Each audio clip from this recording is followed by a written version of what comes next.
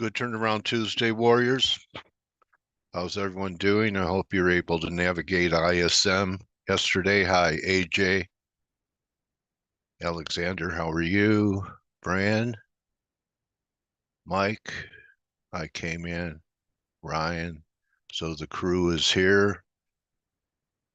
Blake's busy and I think he's in a gunfight. Is it a gunfight this morning, guys? Oh, a trade-off. No weapons. All right. What happens if you lose a trade-off? Ryan, you've been in them. What happens? You Can lose you guys hear? You lose an arm as well, maybe. Mate. Yeah, not a lot really. It's all for charity, I think. Well, it was for charity when we did it. When I did it, so it's all right. good. All You right. just got to face everyone if you do lose. Well, the donations I make to the market, that's not charitable, is it? Huh? You know, someone will ask you for $1 and you go, no, I don't. But a lot of people go no and then lose 10K. Trading currencies. Anyway, because at what, huh? Dale, good morning. Imagine a bold Blake, because that's what happened to Ryan after he lost his trade. Oh my God, Yeah. Blake won't like that. He's kind of vain. So anyway, Yeah. Ryan coped with it pretty good. So, No choice. yeah, the Nifty dropped huge. But I want to start here with the dollar and get your. I think Stella's here too. So, this looks like a. Hey, buddy. So it looks like a trend line break to me. You know, I'm not a big trend line person. You know, what I think of trend lines is that they're always broken. You know, that's their destiny. But, you know, I think you have to go with this. It is you guys might have different lines, but this goes all the way back to prior to, you know, the end of 23. And there are a few decent touches on here. So, you know, it couldn't do it Friday. It did. The ISM triggered it. I think you have to be short, and you're wrong if it gets back inside the channel, which is about 460. So, I mean, it's not a big risk. The numbers could probably just pick off a tight stop like that, but that's the way it looks to me that we have a breakdown in the dollar until proven otherwise. And you know, you get that, and then you look at euro and you go, huh, you know, that doesn't look so good. So I thought earlier in the week, well, before we had this, that we might trade back down towards 7.5. That still could happen, and if that happens, the dollar trade most likely will be stopped out. So you know, why don't I start with I keep waiting for a rally that I don't think is coming. That high at 58 looks like it was it, and the yen is on the verge of a breakdown. So, you know, I didn't get short the yen, but I'm long TLT, and I think they're going to run pretty close to each other. TLT had a good day, and it's threatening a breakout. And the reason this could be pretty big is if you look at it as you know, just correcting this bounce, then we should have at least this from here. Okay, so that was this 84 was about 16. That's going to take you up towards about 104, 105 back up here. So there's still plenty left. And I don't think there are a lot of bond bulls out there. I think that, you know, everyone's still pretty bearish bonds. 10-year, same story, you know, looks like it's rolling over like the end. So yields in the end look lower. Any counter argument to it, you know, could probably all change with a strong NFP number. What do you think, Ryan? Yeah, could change. We're in that pendulum mode at the moment, aren't we? But we're also in that mood where any bit of bad data the market hits the dollar.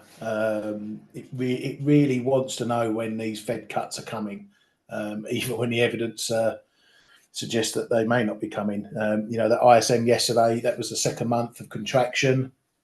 Both new orders and the headline down.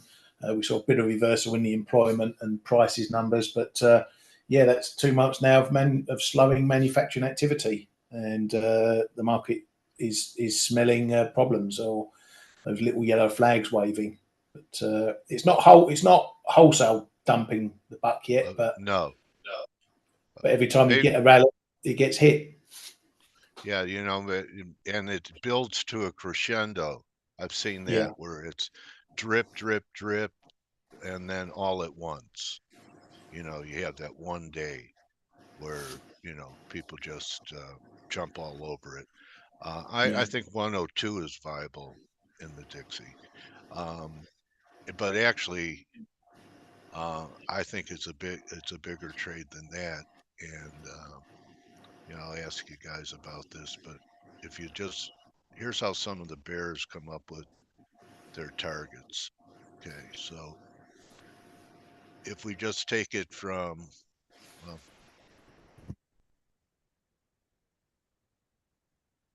these highs, 107 and a breakdown under 100 gives you 93. But the big bear count is from here. Okay, this was the high, almost 115. So 15 from par gives you, 85. If we ever take out that par level, I do think we'll be trading under par, maybe this quarter. So, I'm not even trying to short euro or cable or Aussie. I'm strictly on buy dips mode right now.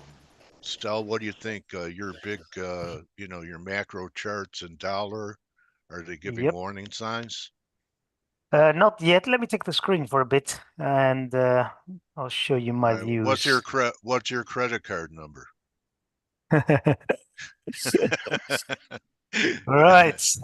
All right. So okay. You show the same trend. So okay. I have the same exactly. You're right. If you zoom out, I agree with you. 101, 102-ish is the area. I have said for a while that I think that the Dixie has been going sideways, obviously, for a year and a bit, and I think it's going to resolve to the downside. And I've said the same about yields as well, that I think this we obviously had a very big drop going into 2024 because we were pricing all these cuts. Now these cuts have been taken out. We have, I think, one priced in for this year or something like that. We are getting to a very important level in 10-year US. And you're spot on, I think, that most people are long the dollar. I think they're short bonds and they're short stocks. And you can tell because every dip in stocks that we see gets bought straight away. The last few days, yes, we're going sideways here in the S&P, but there's been pressure, and then going into the close of day, whoop, they get scooped up, right? So I think I could be wrong. Obviously, I've been wrong many times in my life, but I think this is a very important level still now in the yields, and I think we're going to break lower. We're going to resolve lower, and when that happens, then the only real support is this trend line, which will come in at around 425 or something like that. And the Dixie and yields kind of go hand in hand, because let's face it, most people are saying and have been saying for a while, the dollar is the cleanest shirt in the how did they say, the cleanest shirt in the something. The cleanest dirty shirt. Cleanest dirty shirt. There you go. And I think that's going to change. I think the data that we've started to see, ISM yesterday, even components which have been strong, like prices paid, that was a big miss yesterday. So I think that unfortunately we are, the economy's turning and it has been resilient for a while now, even though a lot of people have been saying, "Oh my God, uh, with rates high or having risen so quickly, we should have seen, very bad economic data." Well, we went through a period where they were handing out money, right, after Yeah, COVID, so there was some slack that needed to be taken out first. And now I think we're seeing the effects it's of spent. yes, exactly. And we're seeing now the effects slowly. There's always a lag. The effects Yeah, there of is. a fast hiking cycle. This is, I think, the fastest hiking cycle we've seen in decades. And I think I agree that inflation will be relatively sticky, but I think the Fed will have no option but to cut. Um, because they're the big problem that the Fed has and the US and most of the Western economies is that the debt is increasing at a ridiculous pace. And I know this is not something that you can trade off if you're a short-term trader, but in the medium term, this is something that cannot be sustained. So they need to bring down rates. They're going to be cutting rates. They're going to be doing something to control the long end of the curve as well, some kind of yield curve control, I think. Because what is it? Like a third of tax receipts are now being paid for interest only interest on their Yeah, debt. So yeah, this is just unsustainable. What's the solution? Well, the solution is easy, actually. The solution is don't run a deficit. But that's never going to happen. So what's the right. next solution? The next solution is try to minimize the damage from the deficit. So I think there's going to be more bond buying by the Fed, even though they're not saying it and they are going to be denying it, et cetera, et cetera. I think they're going to start buying debt again because they'll have to. So what does that mean? The dollar is going to drop, yield's going to drop. Equities is a funny one. I think there is going to be a move lower in equities eventually because valuations have become silly, companies like Nvidia. So I think there's going to be a drop. But Well, you know what? You know what, Stel, I was going to ask the whole crew this yeah, because I was going to turn bearish. I consider lower yields and a lower dollar should be a tailwind for stocks and yes, risk.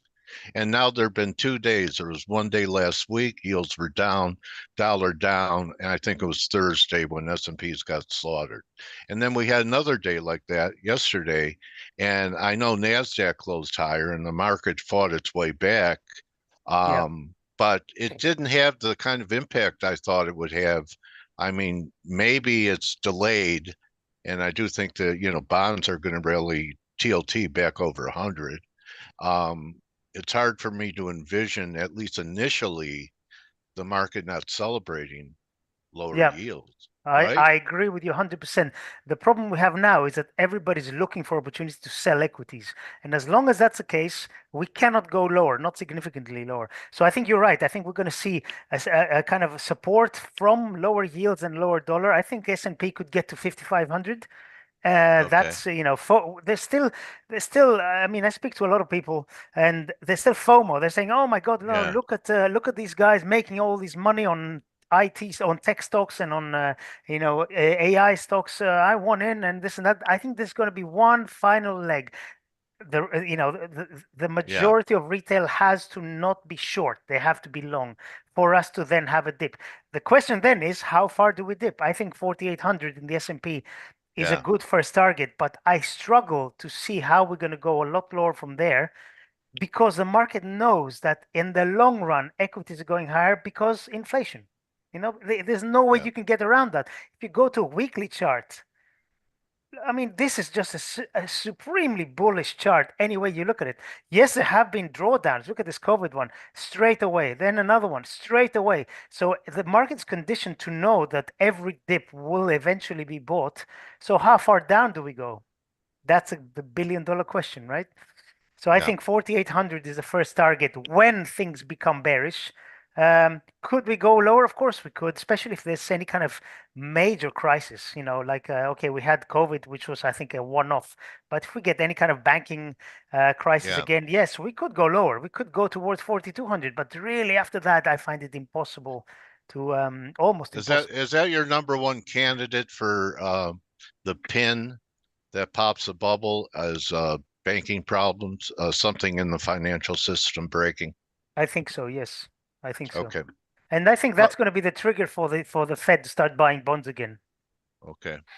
That's All right. that's what I think. All But right. it's a difficult situation at the moment. But I still think yields resolve lower, dollar resolves lower, equities probably go a little bit higher first, and then they make a move lower. How low? I don't know. I mean, I Well, don't. 4,800 would be negating the breakout. Yes, So under 4,800 would not be a good signal. exactly, Yeah. exactly, Okay. exactly. You had, you know what? You ought to come more often because I was worried you were going to, explode because you have a lot to say and you've been stuffing it because because you're not able to get it out. Your daughters aren't that interested in your FX and technical analysis, are they? Huh? They're asking me about charts actually. They say, oh, what Are about they? this? What about that? They are already Uh, 10 uh, and 11 years old and they're interested. Oh my God. Anyway, I'm so, gonna make an effort to make some time in my schedule to be here maybe once a week so we can cool. discuss stuff. All right. So, Silver Guru, Yeah. great trade up to 33 in a Yep. pullback phase. I see a couple areas, 29 and then 28. Are those the levels you're looking at to Well, add? we are now at a very important level because they are trying to make this a technical Yeah, break. false breakout, right? Yeah, And if right. you think about it, why are metals going lower? We have yields going lower, the dollar under pressure, equities, well, they're going sideways, really. So why are metals getting a hit the last few days? I think this is a pure technical play. I think they're looking for stops below, and quite frankly, rightly so, because I'm sure there's stops below, 29.50 or something like that. So we're close to that. There's absolutely no reason for silver to be going lower. If you look at demand, everything is just incredibly bullish in terms of fundamentals. But of course, nothing goes in a straight line. When we had this rally here up from 26 to 32 plus, um, Yeah, everybody on YouTube, everywhere saying silver to 50. Well, hold on. You yeah. can't go in a straight line. There's going to be a correction. Could we stay here? We could. If we go below 29.50, we could, we could try. I don't see how we're going to get to the 26.50 level, but, Come on, Stel, be positive. Come on. We're well, Maybe waiting 20s. down there. We're waiting down there with open arms. we are waiting absolutely, and I've shared this in the chat room. I switched out of some of my silver, well above 30. God, what was it? 31. I can't remember, but I switched into platinum, which has Oh, been nice. Yeah. because look at this chart. You This is called what the bottom. th- You called the exactly bottom, and we had a monthly reversal. That's a daily, but look at what the monthly did last on week, the last this is month. on Platinum, the ratio or on platinum, platinum outright. Hold platinum on. outright. But that was the ratio prior. That Oh, was the okay. ratio. Yeah, yeah, Okay. Yeah. yeah. We Okay. had Well, yeah go back to the gold silver. I mean, into gold the platinum ratio. I had the platinum gold ratio. So I was looking at this Yeah. trend line and I was saying, okay, when it gets here, I want to switch out of silver into platinum. And I actually switched down. It didn't actually get there. As soon as we hit these two lows here, I said, right, Yeah. that's it. And I switched out. And well, It's it's been okay. outperforming, which is good, Yeah. but Yeah. metals overall have been hit, right? So, Yeah. but silver has been hit most of all of them. So let's see how it goes. It's a tricky market and it takes a lot of patience, as Cayman knows, because I know he's dabbling in silver quite a bit. Mm-hmm. We tend to have similar levels. Oops, similar levels, which I find I like that because when Kay says something, I feel better knowing that I'm in the same boat. But it takes a lot of patience. So It we does. wait and Sure see. does. It Yeah. does, and that's funny because I can be very impatient when I do FX pairs, but I can be extremely patient when I do metals. Yeah, yeah, Yeah. Fear is a good thing to have sometimes. absolutely. You know, Anyway, I will. and patience. Yes. So I'm going to Yeah. pass over the screen to whoever wants to take over. Let's take a look at Ryan's black screen. See what he's looking at. Oh, you Show want us me that. in? He's Show us your goth background. Okay, hang on. I have to get it all set up. So you've caught me off guard now. Well, this is live TV, man. You got to be ready and flexible. Got to be ready. Right, let's do it. Let's do it. What am I in at the moment? In the S&Ps. There we go. Yes, there's a few bits and pieces. We've had a few. We've had a few pops and hops, and euro dollar had a little poke above 109, but we couldn't hold it, and it's been a case for a few pairs. Cable the same, had a little pop above 128, can't hold it. I thought we might get a bit of support coming in sort of the middle 127, so we're back in the pot. It's a bit of a risk-off move, as we were saying this morning. I think it's, as Kay's been saying, there's been a bit of a kicker from this mech stuff and the carry unwind, because the mech is still really moon shooting. What a but I think we were talking on the flow show today that you've got to define the difference between investors and carry traders, because they are two different animals, if you like. Carry traders are, unless the central bank starts changing things, which is always a possibility depending on what the government does. From the rate perspective, there's no need to get out the carry trade, but investors are a different kettle of fish. But for this one, we're up above, or we got above 1850 is the huge level for me. I mean, this goes back as a support area. 2017, and then look at that for a hold of a level all the way up there, 25s, and then when we came down, we held it as support. Then we had a little break, held under, back above, then we held it, and then that last move, October last year, we had a double, maybe you can call it a triple top there. So this will be the big level. It's also the 38.2 fib of this move from November. So this leg of this whole big move. So it's really going to be a key level here, I think. If we get above that, you're going to get a lot more carry traders and everyone else folding up, more of the short termers folding up, I think. Okay, so a lot of this is election related. Political. Because no one really, I mean, Kay put an article in the newsroom, in the chat room from the FT, saying that Sheinbaum is going to, be business as usual. She's not going to tip the apple cart on anything, but the market doesn't care at the moment. And so until the market knows what is going to come policy-wise, it's going to remain nervous. And again, the central, what does Banxico do? Does it stay on hold until it knows what the reforms and fiscal measures are going to be? So there's a lot of uncertainty that's been injected in here now. And, that MEX yen is a big carry trade. And that's doing a lot of driving in a lot of pairs at the moment. Okay. Do either of you guys, K-Man or you, Ryan, ever trade the rupee? No, no. I watch it, because I don't trade it. No. All right, because yesterday's action, do you have the Nifty, Ryan? We had this huge gap opening. At new highs, and then I heard today it was down over 5%. So I don't know if it was. Go ahead, Modi. Yeah, Modi doesn't have as much of a majority, slight victory as the first results were showing. So wow, look at that. Completely how it is. But that's what the market does. I mean, you look at how the rand behaved. The rand lost 4 or 5% over the after the election. Then now you smack the MEX, and then now it's the Indian rupees turn. That's the thing. When there's uncertainty, that's where this market reacts on a dime right now.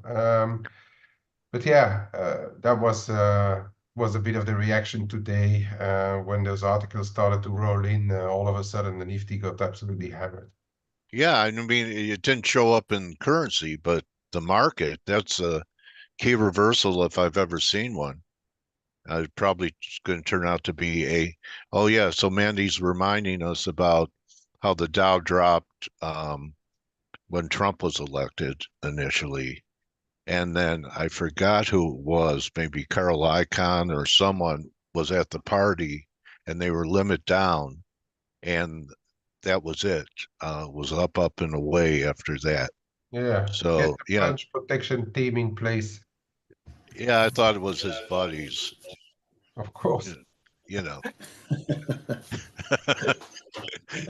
And it did Um, show Trump with a monitor and policies. Showed it was a cartoon, and it looks like he's trading, and then on the other side he's on the phone. Put the tariffs on. I'm ready. That all the news he was generating Yeah. great trades. By the way, that was the start of the carry trade, you know. Yeah, Uh, yeah, put the tariffs on, get some friendshoring with Mexico, yeah, and and that was actually the original start of the carry trade. And regardless whether he wanted to build walls, tower high walls or not, I mean, that was the start of the carry trade, really. yeah. We'd be remiss to not talk about what crude oil has done in the last couple days. What a huge breakdown on Uh-huh. OPEC, not making any deeper cuts and down another 4 today. Look at that. Yeah, and already talking about some of the OPEC members thinking of doing away with the cuts later towards the end of this year and then in 2025. Isn't that it? What it all got the ball rolling? Yeah, they need cash. Everyone needs cash. Whatever they have to sell, they want Mm. cash. So, I think a lot of people are cash squeezed, whether it's because of their debt or anything else. So that sure looks like it's headed to 62, back yeah, down we've got to its lows. bit of a zone here down in this 72, 73s area. Yeah, that's a Um, lot of damage. yeah, it Yeah, is, and Brent gone a lot as well. That's had a big old break as well. Really carved through the levels. This one again, just down in a bit of support down this low 77s. So, but OPEC didn't so do themselves any favors. yeah, let me. So we have BOC tomorrow. Yeah, What are you looking at going into it? I sold a yeah. little here today. What dollar CAD?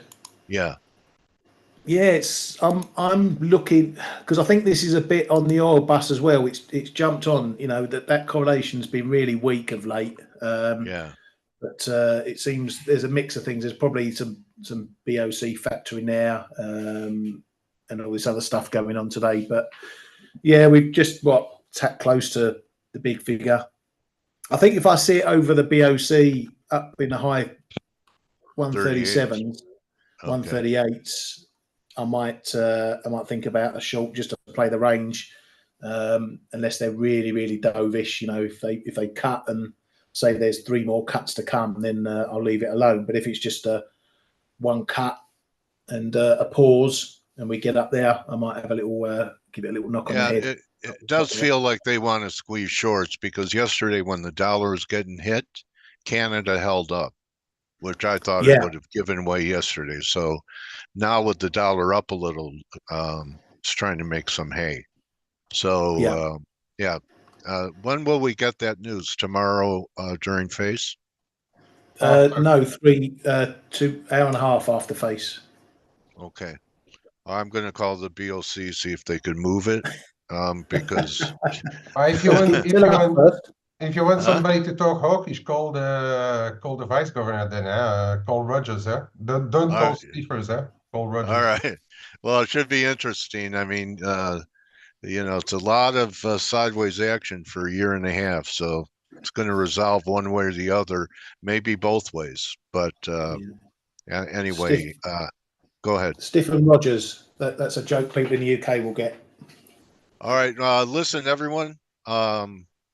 I believe today is or tomorrow's the last day for the sale. So, go to the website and be part of the community this summer and set yourself a goal for where you want to be by the fall. And there we go.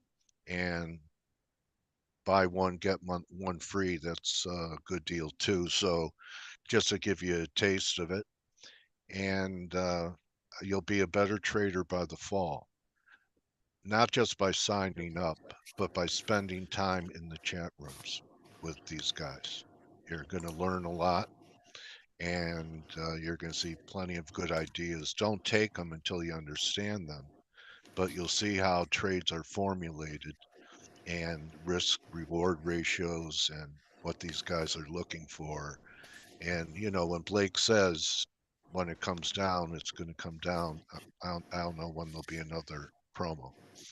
So have a good summer hanging out with ForexAnalytix. That's my impartial recommendation. It can't hurt you. And you really have to think of time. You know, I was talking about people, and I'll be with you in a minute, Carly, about people, you know, not wanting to give a homeless guy a few bucks and then go in and blow up, you know, over leverage and then lose 5-10 grand on a trade. So when you think about it, it's really just a handful of pips on, you know, a standard lot to be able to have a community supporting you and other eyeballs. Some of my best trades are from people who say, "Hey, coach, have you looked at Euro yen?" And I don't normally follow it. So, you know, intelligence gathering is important, and there's lots of intelligence in the room. So if you know, it seems too expensive for you, you really shouldn't be trading because that's not a lot of money. I used to be a broker, and there's this thing called suitability. And I would tell people to imagine what they're funding their account with. Imagine striking a match and lighting it up. And if that made you nervous, it wasn't risk capital. So just do it. I don't think you were. Don't take our word for it. Michael in the comments just said best move he's ever made joining this community. So it's not just us saying it. And Michael was not a novice trader either. Okay. I know he's had some sessions with Blake, and he's enjoying trading again. It's more enjoyable if you're not sitting there at your trading station and you hear this thought go through your head. I hope this one works. If you're saying that, you need to turn things off and go for a walk for a week. If that thought is in your head, I hope this one works. Okay. It should be, okay, Mr. Market, I've done my work. I know some good people that are thinking about this in the same way, maybe a different method. I've done my work. Prove me wrong. Challenge the markets. Don't make the markets challenging. If you believe in your work, that's what you do. Go ahead, Mr. Market, prove me wrong. Take out my stop. Okay, there's a couple of live testimonials. And take advantage of price. You like sales, here you go. All right, so that's going to be the team. You know, you'll be able to catch them later, but right now we have a treat because we get to talk to Carly Garner, and Carly's one of the better technicians I know. Welcome back to F.A.C.E, Carly. How are you? Thanks, Dale. Thanks, Dale. Good morning. I'm good. Great to have you. Now, Carly's work, Jim Cramer promotes a lot and shows he's like he's one of his main technicians. And there's a lot happening in commodities, Carly. So I'm betting that you have some commodity plays that you're going to be talking to us about today. And also I'd be interested if you like the bonds after what it did last week. Seems to me like it was a pretty good dip to buy. What's on the menu? I agree. We're on the same page in bonds. Today, I think we're going to mostly take a step back and look at monthly charts. So like big picture kind of stuff. Let me just share my screen here. Okay. Let's start with bonds since you mentioned it. Okay. I agree with you that last week was a significant event. I have this pivot line that I've been kind of following for, well, years. And it a couple of months ago it tested it pretty sharply, and it's held that. That's in the futures, that's about 113-ish at this point, 113 and a half maybe. As long as that holds, I think we're in business for a run all the way up into 130s, 140s. That I'm actually targeting about 137. This is That's a big big picture. trade. That's not going to happen in a week. That's going to take a long time. And it doesn't look like a lot because it's a monthly chart. I mean, Right. if you put up a daily, 135 would look like climbing Mount Everest. Exactly. And if you see, this is let me see, like a $25,000 move on a futures contract. I'm not saying it's going to be easy to catch all that. I'm just kind of putting it in perspective.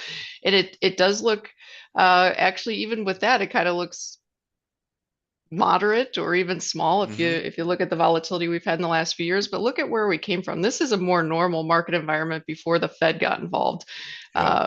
Before the Fed got involved, that would be an unbelievable move. Now it's probably just a sizable move. But path of least resistance, I believe, is up high, higher for bonds, lower for yields.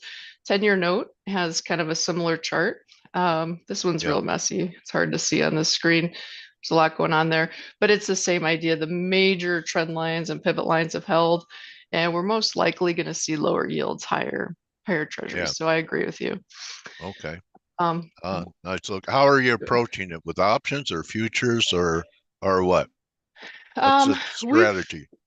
So what we've tried to do, and actually our timing has not been great in this market for whatever reason. We've had a few, we haven't really lost a lot of money, but haven't really made as much as we should have. We've been early on a couple, but basically what we're trying to do on any big dip, put on some sort of option spread where we're generally buying a call spread. So buying a call near the money, selling a call out of the money, and then also selling a put to pay for it. Because our thought in the big picture is, volatility in treasuries has been abnormally high the last couple of years with all the chaos and the repricing and all that kind of stuff.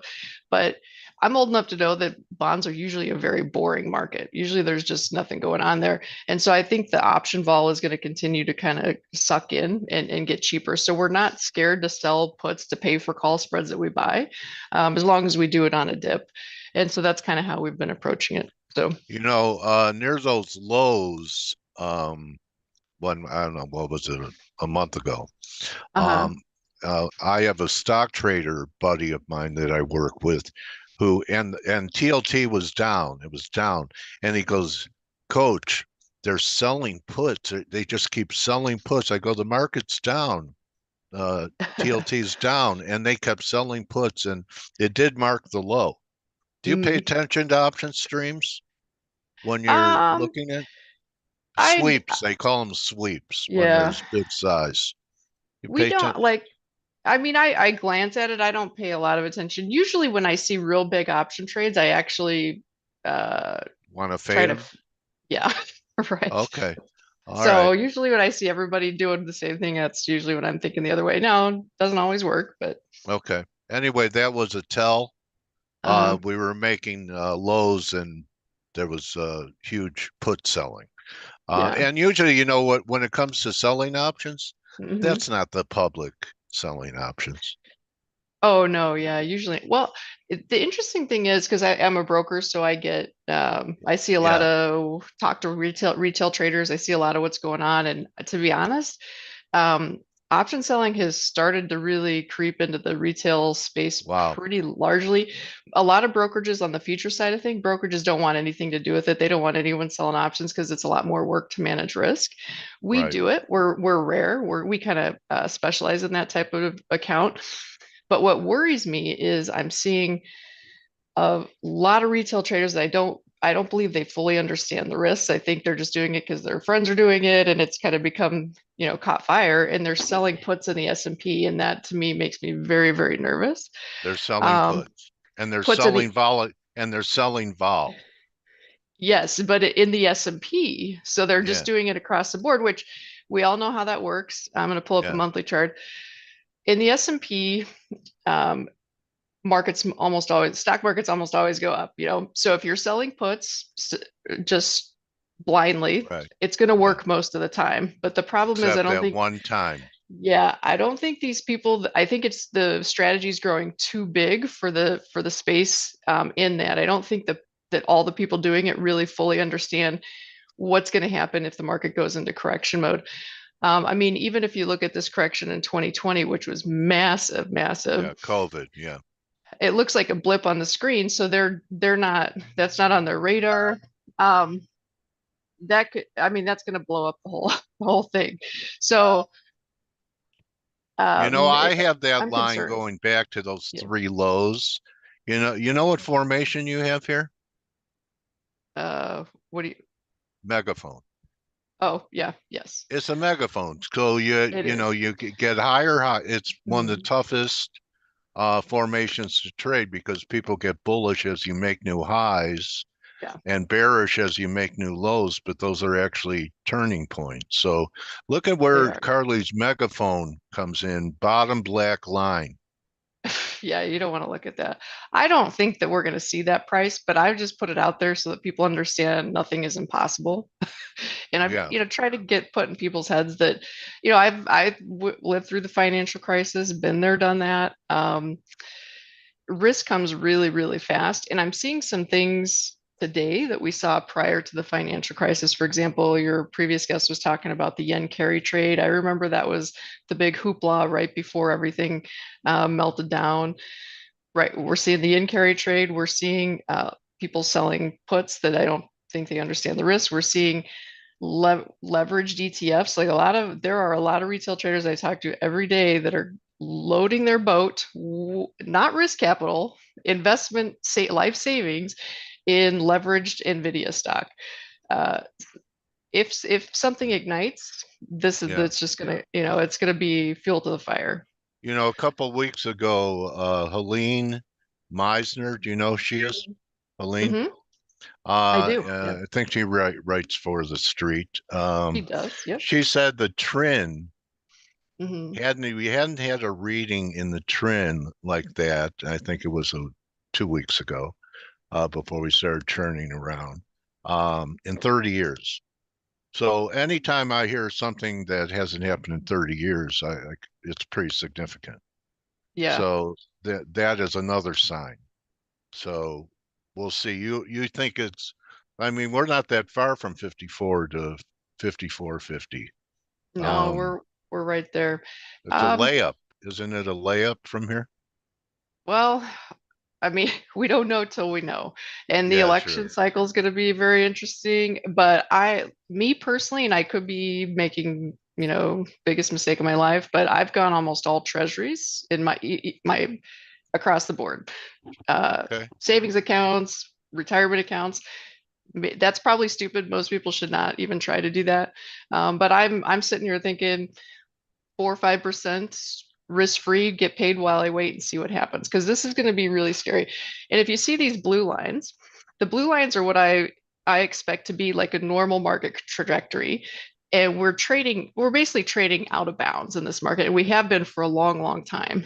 According to my analysis, and even if you look at fundamental number crunching, fair value in the S&P is somewhere closer to 4,500. We should be trading in a range between 4,500 and 3,300, not 5,400 and 4,500. So in my opinion, everything is just really, really out of whack, euphoric. It just, I don't think it's sustainable. So it's just a matter of time, in my opinion, but we'll see. Okay. I agree with you that it's a time to become, when everyone's euphoric, conservative, especially with retirement funds. Yeah, there's nothing wrong with 5%. There are some bulls that are looking for 6,000 and 7,000 S&Ps.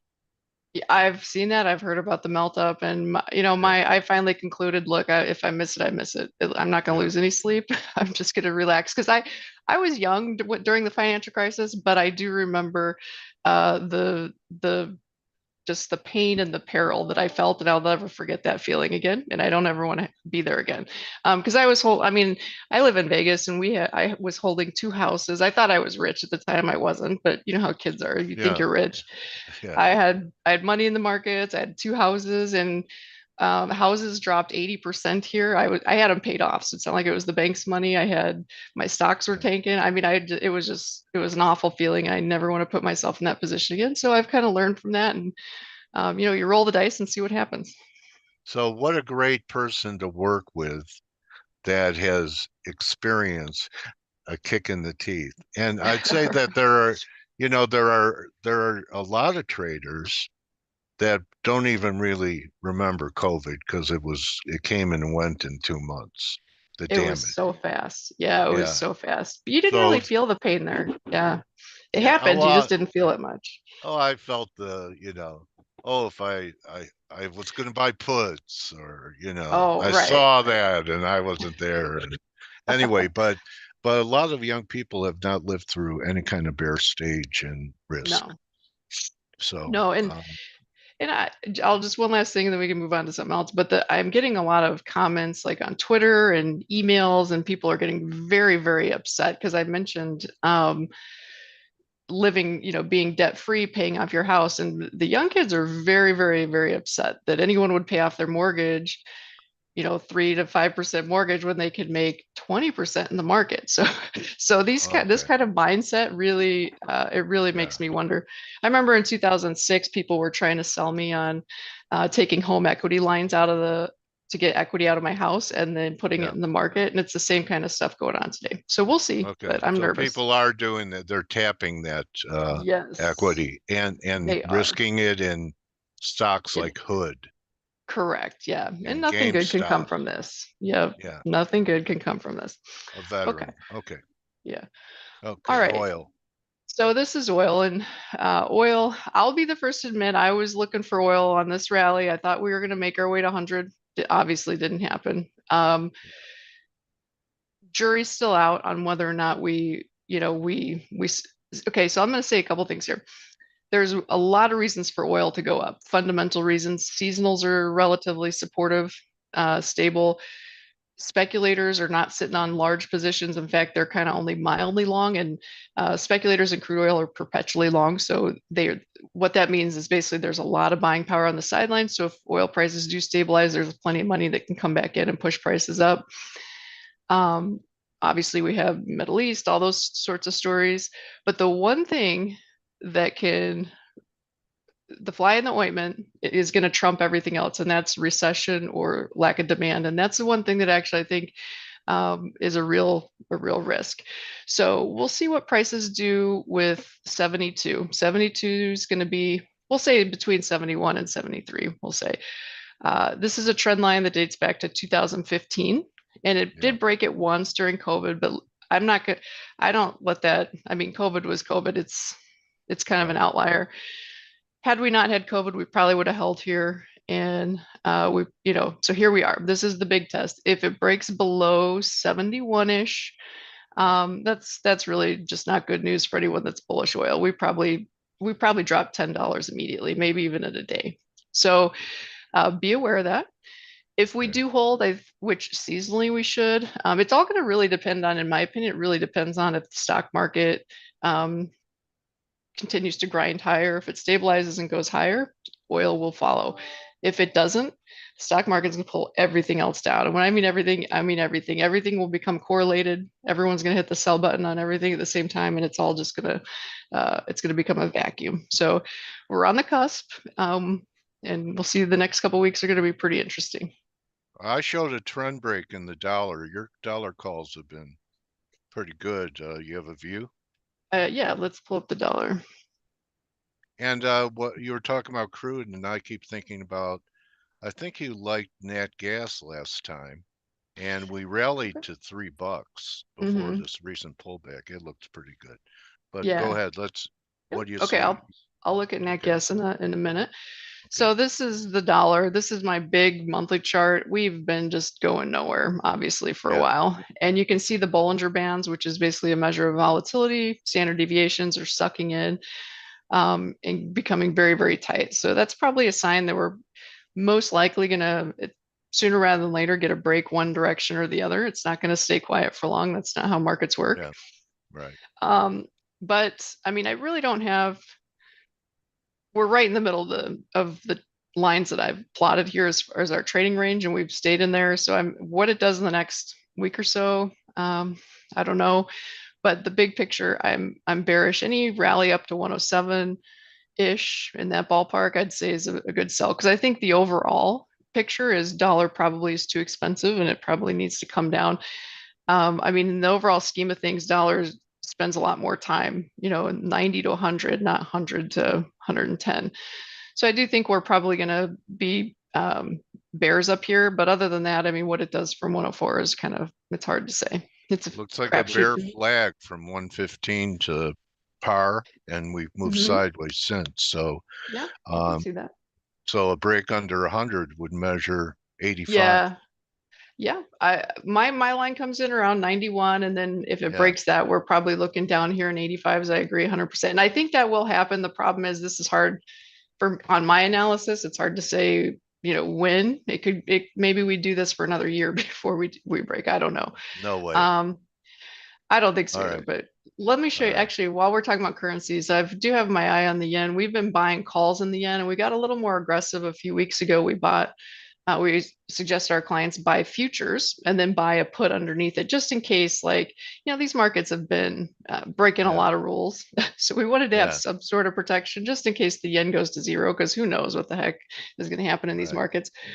But seems like a really, really good time to be long the yen. I mentioned before the financial crisis, we had a situation where the yen was really, really cheap and the carry trade unwound and it became massive very quickly. And I'm wondering if we're going to get something similar. So we weren't against buying a future and buy a put and see what happens. So we're doing that. Natural gas. Let's take a look here. Whoops.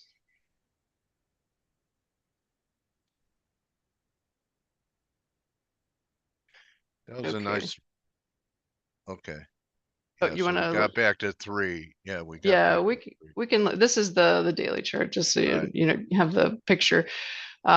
This is the big picture in nat gas. Yeah.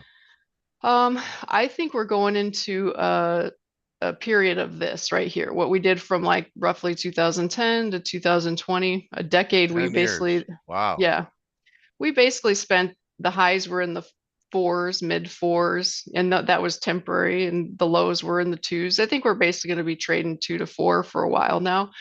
Until we can really get the export situation figured out, which seems to be something that takes a lot longer than anyone wants it to take. That's probably the reality. And there's plenty of nat gas out there. There's really not any type of supply issues. So I think that's what we're looking at. So we actually have bearish option spreads on where we sold let me see if I can find it real quick here.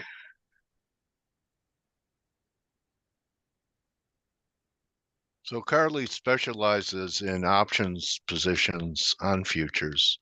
She does futures too, but comes up with strategies based upon all the Greek, right? The alpha, the beta, the gamma, the theta. Yeah, this is it. Okay. So this is what we were doing about a week or so ago.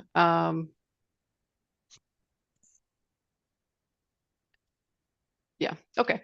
So we basically are playing the downside. So maybe this is a daily chart, by the way, just to give you perspective. We were a day early. We started putting this trade on here when it was testing the 200-day moving average. Should have waited a day or two, but that's just how these things work. So we had plenty of room for error. We were selling a 350 call and then using the proceeds to buy a 270, 240 put spread. I do think we're probably going back down to these lows here. You can see this is around 240. So that's how we're playing it. Now, natural gas is not a market to be just nonchalantly selling call options in. It can rip your face off. So don't do this unless you fully understand what's going on and what the risks are. Most people, natural gas is the kind of market that goes up a lot faster than it goes down. And so everybody, speculators tend to get really excited when it starts going up because they've seen what can happen. I mean, just a few years ago, we saw nat gas go from the 3s into the almost 10. And those things can happen, but they're very, very, very rare. In the big picture, natural gas goes down more than it goes up. So it's okay to try to play the downside as long as you understand what you're getting into and give yourself lots of room for error. You can see that we're basically giving ourselves $1 to be wrong. And $1 in nat gas is quite a bit. So yeah. Don't try this at home. Yeah, don't try it at home. As George says, that's true. Right. Work with a professional. So how do people open accounts with you? Okay, so we are decarleytrading.com. This is our website. You can see decarley, DECARLEY trading.com. We are a boutique brokerage shop, futures and options brokerage. Where we're different is we answer our phone, we answer our emails, we make sure everyone gets very quick and efficient service. And we also do offer trading ideas. So that natural gas spread that I was just showing, our clients received an email and a text message with those details, and then they can decide if they like it or not like it, and they can participate or not. But we give them the information and try to teach them as we go. Okay, and looks like a good way to get introduced. Carly has a free newsletter trial right there. Correct, right. Yep, you can just go to the website, click here, fill out your information, and we'll let you follow for, I mean, it's a month, it's a 30-day trial, but honestly, we usually keep people on for a couple of months so that they can get a good picture of what's going on. So you'll see all kinds of commentary, trading ideas, and if you like what you see, we're here for you. Carly's a pro, and I know. So I've talked to quite a few people in the last 10 years. So I'm at my 500,000th interview. Just kidding. Well over a couple thousand anyway. So For Carly, sure. really appreciate your looks and your thoughtfulness and experience. You're, one of the better minds in the commodity option world. Appreciate you being here and that a fine face. Thank you. I appreciate it, Dale. All right, Carly Garner. Follow her on X at DCarly Garner and go to her website and check out her work. It's top shelf. All right, so Thank you. you're very welcome. Thanks again, Carly. Yep. Carly Garner, everybody. And you could join the team in about 19 minutes on the Morning Edge. Good luck today. Good hunting. And don't just count your pips, count your blessings. Adios, everyone. See you guys. See you, ladies. You're welcome.